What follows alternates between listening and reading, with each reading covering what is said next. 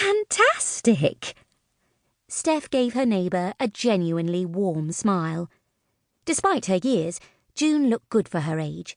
She bore a passing resemblance to Shirley MacLaine. Clairol took care of the elfin hairdo, and her face was always carefully made up. And Ralph, June's little dog, kept her waistline trim with regular walks. Do spill the beans? A little while ago, I took up salsa, just for a bit of fun. All ages go, from pensioners to teenagers. And last week, a new chap came along.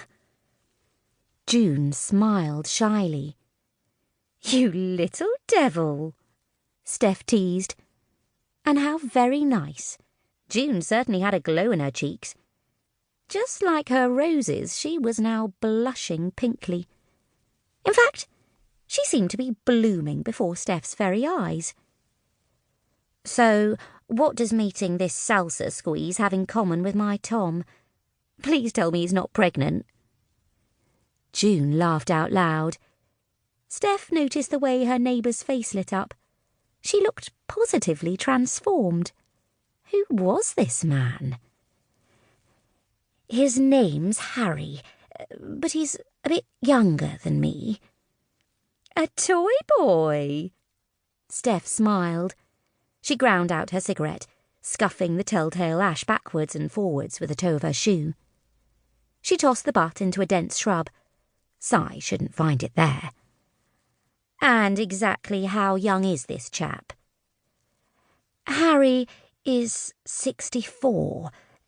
Do you think 6 years younger than me is a bit too much? Don't be daft, Steph assured. You look at least 20 years younger than your real age.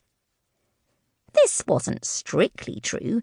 June was no eternally youthful Madonna, but she could definitely pass for 61 or 2. And he has a bit of money, June rushed on.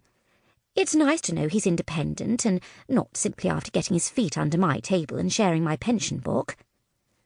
June had previously had a brief stepping out, as she liked to call it, with a wily octogenarian whose savings hadn't lasted as long as he had. There had been a rather tense period for June, when the octogenarian had claimed to be poorly, been put to bed in the spare room, and then outstayed his welcome by refusing to leave home for a month. June had tearfully told all to Steph, who, in turn, had relayed the tale of woe to Cy. Cy loved June like a surrogate mum. Without further ado, he had dispatched the octogenarian and a suitcase of clothes that had somehow found its way into June's house. Steph felt a momentary pang of... what was it? Not jealousy, nor envy. Wistfulness, maybe? A momentary yearning for some romance like June. And then she felt disloyal to Cy. She loved her husband dearly. But in the last year or so, their relationship seemed to have shifted into a different gear.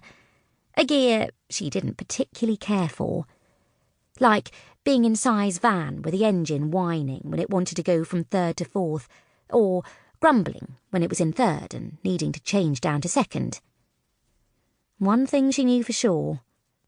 The pair of them were out of sorts. Chapter 2. Cy jumped into his van, slamming the door hard behind him. It had been a tedious day. In the good old days he had enjoyed Sundays off, but not any more. The recession had seen to that.